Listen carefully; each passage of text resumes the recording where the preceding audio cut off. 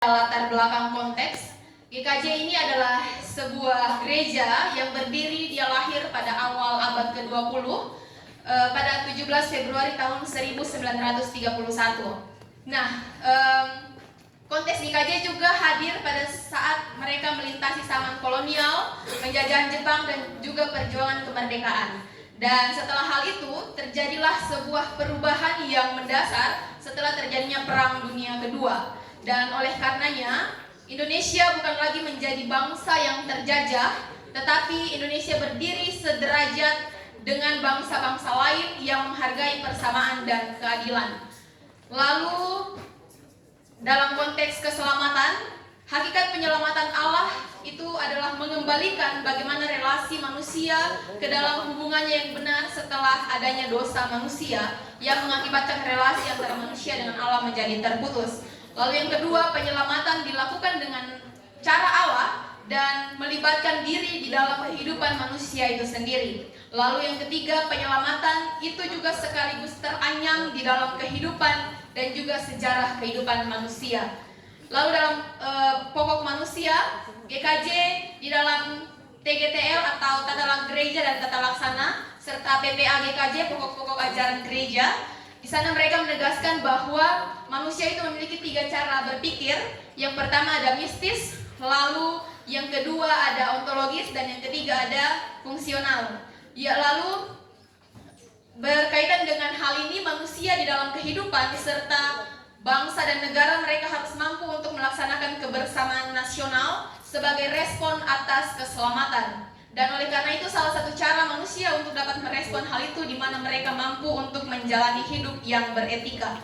Dalam konteks bangsa dan negara, kita harus mampu menerima dan menjalani kehidupan bernegara dengan bertanggung jawab. Lalu GKJ juga terbuka mengenai bentuk negara, pemerintahan dan juga ideologi yang ada. Serta GKJ di dalam TGTL-nya menerima dan juga merangkul keragaman yang ada dalam NKRI. Sehingga Gereja Kristen Jawa bertumbuh dan berkembang dengan tradisi Kristiani yang juga berjumpa di dalam nilai-nilai kebudayaan Jawa. Gereja dipanggil untuk menanggapi panggilan Allah dengan berbagai sudut pandang sesuai dengan pengalaman kontekstual masing-masing. Gereja sebagai komunitas pembaru dalam gerakan yang sesuai dengan nilai-nilai yang dikehendaki Allah. Lalu analisis model-model teologi kontekstualnya Bevans, kami mendapati bahwa dalam konteks yang kami analisis ada model antropologis, di mana manusia dengan keseluruhan dirinya juga merupakan konteks sosial dan juga lokasi sosial, perubahan sosial. Karena di dalam konteks ini, konteks adalah kudus dan hubungannya dengan manusia, keselamatan bangsa dan negara adalah dapat memahami Injil dari kebudayaan, karena dalam model antropologis menekankan bahwa Injil ada di dalam budaya itu sendiri dan juga melibatkan konteks di dalamnya. Lalu ada 2 tipologi yang kami dapati dari hal ini. Yang pertama, Kristus dan kebudayaan dalam paradoks. Tadi berkaitan dengan bangsa dan negara, GKJ di dalam TGTL-nya menegaskan bahwa gereja tidak boleh mencampuri urusan agama, dan agama juga tidak mengkapasitaskan gereja untuk pemerintah untuk ikut campur.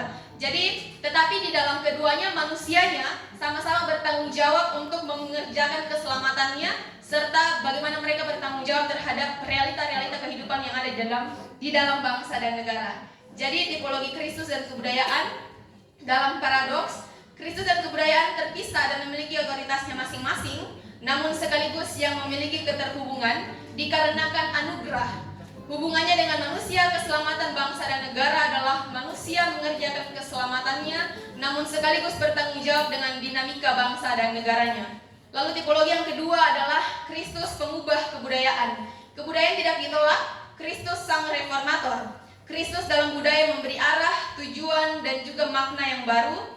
Kristus tidak hanya dilihat sebagai aspek yang berada di luar diri manusia, tetapi juga berkarya dengan sesuatu yang mendalam dan fundamental dalam hidup manusia. Karena telah dibaharui oleh Kristus, maka gereja juga harus membawa pekerjaan budaya di dalam kesetiaannya kepada Kristus yang telah mengubah dan membawa arah kepada hidup manusia. Sehingga atas hal tersebut kami mendapatkan refleksi teologis bahwa Allah datang menjelma dan juga menyapa manusia. Allah menggunakan budaya sebagai caranya untuk berkomunikasi dengan manusia, dan oleh karena itu gereja juga harus menjadi senyawa dengan kultur sehingga pewartaan keselamatan yang diwartakan gereja dapat menjadi bermakna dan juga hidup. Dalam kebudayaan, manusia juga mampu untuk menghayati pesan Injil dan mampu merespon setiap isu-isu kemanusiaan, realita hidup berbangsa dan bernegara berdasarkan nalar kritis dengan melihat bahwa jejak-jejak penyataan Allah hadir dalam berbagai realita konteks. Kita belajar bahwa Allah mengafirmasi dirinya tidak hanya dalam teks, tetapi juga dengan berbagai cara, termasuk budaya manusia. Itu presentasi dari kami, dan selanjutnya kami akan menampilkan hasil karya kami.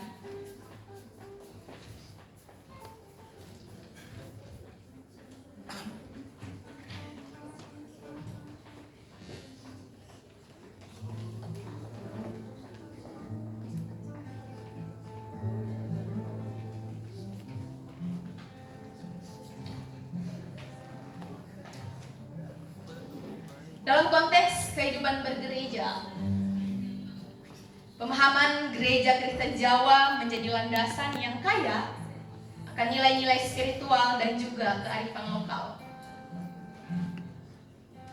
Pemahaman yang mendalam terhadap gereja memungkinkan jemaat untuk merasakan kebersamaan dalam ibadah, memperkaya makna keagamaan melalui tradisi lokal, serta memperluas panggilan untuk melayani dalam konteks sosial dan budaya.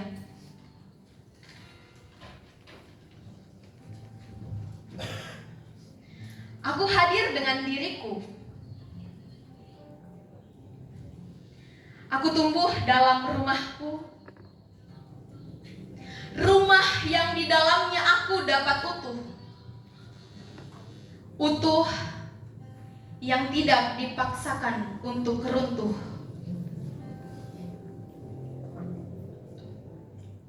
Dalam diriku ada keunikanku. Dalam karya kasihku, Injil menopangku.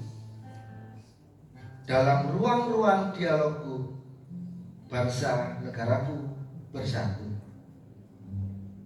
Aku, keselamatanku, dan bangsaku terangkul penuh dalam anugerah Kristus.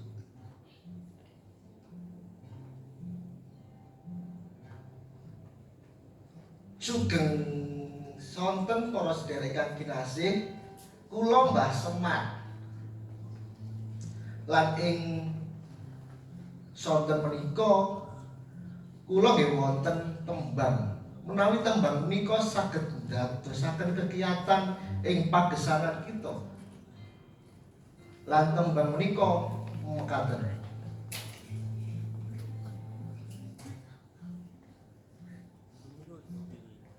Ning dunya Jayawangi kula pangapunten. Ning dunya uripku kepapan godho, susah seneng dilakoni kuwi mulya. Ayo kanca ndedonga aja ngersula, nguber dunya marai jiwa. Monggo sedaya sami memuji Gusti, mugi-mugi sesami padha nyawiji. Nderek Gusti kuwi mesti ora rugi, adem ayem mesti nganti tekan ati. Matur nuwun. Aku adalah diriku.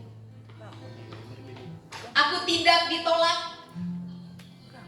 Aku hadir dengan menawan.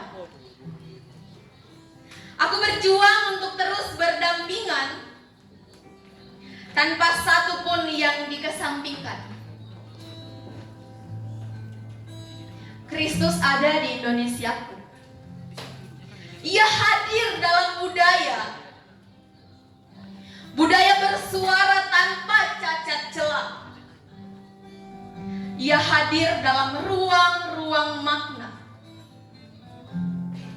Indonesiaku, terima kasih telah menghadirkan Kristus dalam setiap bingkai Injil yang tiada terputus.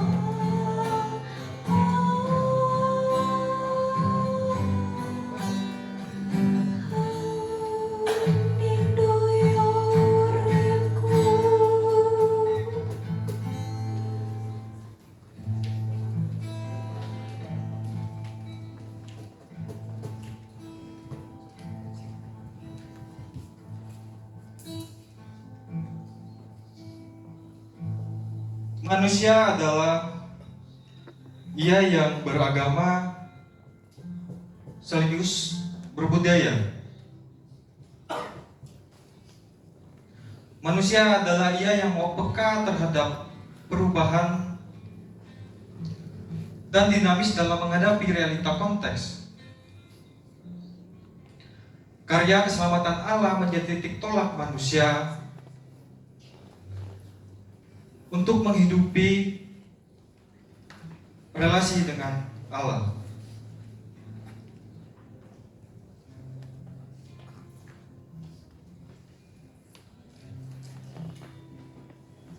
Manusia yang hidupnya dikelilingi juga oleh kebudayaan yang ada di tanah air ini. Tanggung jawab manusia terhadap keseluruhan yang ada di bangsa dan negara. Manusia yang dengan anugerah Allah dapat hidup terbuka dengan negara, pemerintah, dan ideologi. Karenanya, penyelamatan Allah berfungsi untuk menyatakan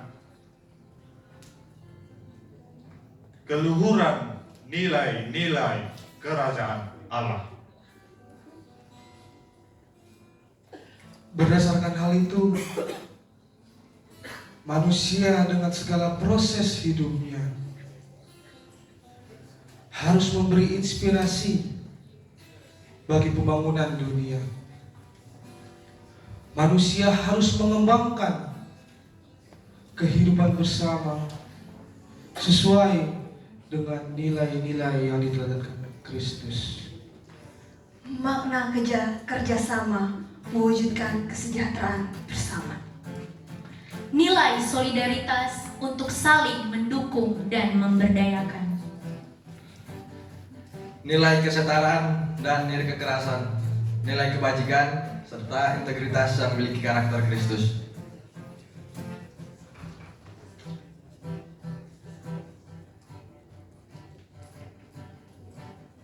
Sehingga di dalam kehidupan kita sebagai manusia, kita harus mampu bertanggung jawab terhadap keselamatan bangsa dan juga negara, karena dari hal itu yang menghadirkan Kristus secara kontekstual.